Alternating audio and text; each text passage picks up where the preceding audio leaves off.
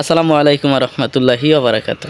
দেশ এবং দেশের বাইরে থেকে এই মুহূর্তে যারা দেখছেন সকলকে জানাই মাসরুল এগ্রো ফার্মের পক্ষ থেকে আন্তরিক শুভেচ্ছা এবং অভিনন্দন। তো আসলে আমার ভিডিও অনেকে দেখেন, আজকে মূলত যে ভিডিওটা আপনাদের সাথে আমি শেয়ার করব, এইটা হচ্ছে নতুন একজন উদ্যোক্তা, ঠিক আছে, আমাদের খামারের পাশে, বাড়ির পাশেই। এই দেখেন, এইটা হচ্ছে ছাদে, হ্যাঁ, এটা ছাদের উপরে একটা সুন্দর ঘর করছে খামার করার জন্য। এনে কিন্তু অ্যাট ফার্স্ট। তো আপনারা অনেকে যারা আমার ভিডিও দেখেন, অনেকেই নতুনভাবে করার চাচ্ছেন, মূলত আজকে ভিডিওটা আপনাদের জন্যই। যারা একদম শুরু করতে চাচ্ছেন এই রকমের ছাদের উপরে, বা দেখা যাচ্ছে আপনার একটু জায়গা আছে সেইখানে আপনি করতে চাচ্ছেন, তো তাদের জন্য আসলে মূলত আজকে এই ভিডিওটা।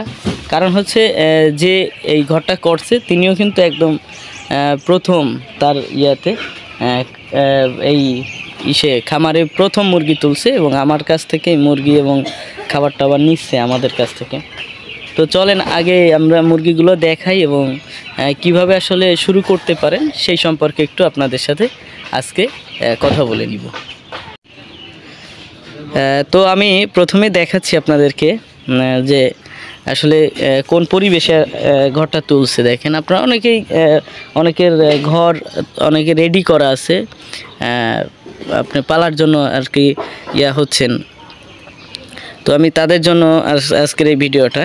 ঘরটা আসলে লম্বায় হচ্ছে আপনার 25 ফিট এবং চওড়া হচ্ছে 15 ফিট, ঠিক আছে। এখানে দেখা যাচ্ছে যে শীতের দিন আপনার 350 ব্রয়লার মুরগি যদি লালন পালন করেন অবশ্যই করতে পারেন, ঠিক আছে। একটা আদর্শ মাপ হচ্ছে 1.2, আপনার যে স্কোয়ার ফিটটা এইটা 1.2 দিয়ে ভাগ দিবেন, তো এটা পেয়ে যাবেন যে কতটা মুরগি আপনি এইখানে লালন পালন করতে পারেন। এবং দেখেন এটা প্রস্থ হচ্ছে 15 ফিট। তো এখানে শীতের দিন দেখা যাচ্ছে যে আপনার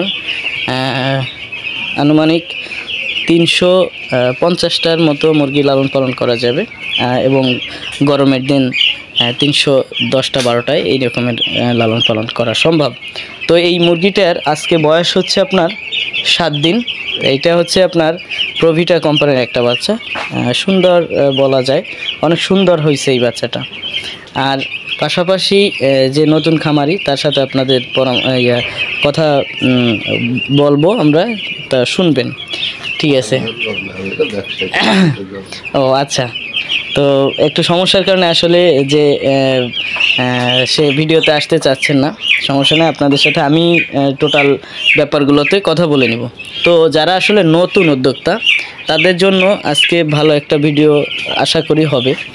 তো যারা বাসায় এই রকমের আপনি 200, এখানে বাচ্চা আছে 200 মুরগি লালন পালন করতে চান, তো 200-300 এইভাবে আপনি কিন্তু মানে পার্ট টাইম করতে পারেন, অল্প সময়ের জন্য আপনি করতে পারেন। দেখেন এই জায়গায় যে বিষয়টা আমি আপনাদেরকে বলবো, এইখানে হচ্ছে এখন তো শীতের সময়, ঠান্ডার সময়, এখানে কিন্তু সুন্দর একটা আপনার টেম্পারেচার যে মিটার এইটা কিন্তু ইউজ করছে।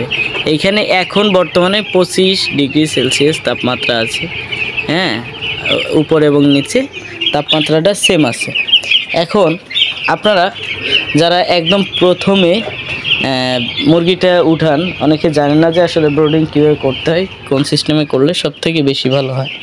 তো আমি বলবো যে ব্রোডিংয়ের সময় আপনি কোনো দিক লক্ষ্য রাখেন আর না রাখেন, অবশ্যই আপনার তাপমাত্রার দিক কিন্তু লক্ষ্য রাখতে হবে, তাপমাত্রাটা সঠিকভাবে দিতে হবে, ঠিক আছে। তাপমাত্রাটা সঠিক দিবেন, তাহলে দেখা যাচ্ছে আপনার মুরগি একদম লাস্ট ফিনিশিং পর্যন্ত অনেক ভালো থাকবে, হ্যাঁ, সুন্দর থাকবে মুরগিগুলো।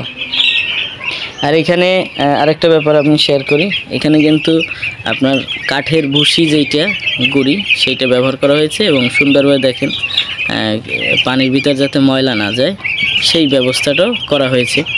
তো আপনারা যারা আসলে আমার এই ভিডিওগুলো দেখেন সকলকে আমি বলতেছি যে সবাই আমার এই চ্যানেলটাকে সাবস্ক্রাইব করে রাখবেন, আর যারা অলরেডি সাবস্ক্রাইব করেছেন অসংখ্য ধন্যবাদ জানাই।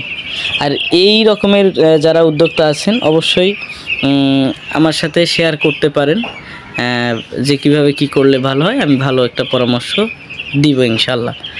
আর দেখেন এইখানে কিন্তু আরও একটা ব্যবস্থা করা হয়েছে, এইটা গরম এবং ঠান্ডার জন্য সবথেকে বেশি ভালো।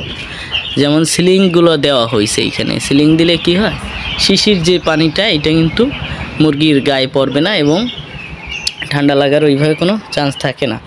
হ্যাঁ, এবং গরমের দিনেও তাপমাত্রাটা অনেকটা কম লাগে। আর এই যে আমি যদি দেখাই, চতুর্পাশ দিয়ে ত্রিপল দেওয়া আছে সুন্দর করে, এই যে সুন্দরভাবে দেওয়া আছে ত্রিপল। এইটা দিছে যাতে বাতাসটা ভিতরে প্রবেশ না করতে পারে, এবং খোলা যখন দেখা যাচ্ছে যে আপনার তাপমাত্রাটা সঠিক থাকবে বা মুরগিটা একটু বড় সড়ো হয়ে যাবে, সেই সময় আপনি চাইলে উপরে উঠাতে পারেন। আর এই দেখেন পাশাপাশি কিন্তু অনেক সুন্দর ব্যবস্থাও করে রাখছে, যেমন এই যে গুঁড়িগুলো এনে রাখছে এইখানে। হ্যাঁ, এই যে বস্তায় অনেক গুঁড়ি সংরক্ষণ করে রাখছে, যেগুলো দেখা যাচ্ছে মুরগি আস্তে আস্তে বড় হবে এবং এইগুলো ইউজ করবে। তো আশা করি আসলে যারা নতুন উদ্যোক্তা তারা বুঝতে পারছেন ব্যাপারটা, যে আসলে আপনি শুরু করেন, বাকিটা আল্লাহর ইচ্ছা।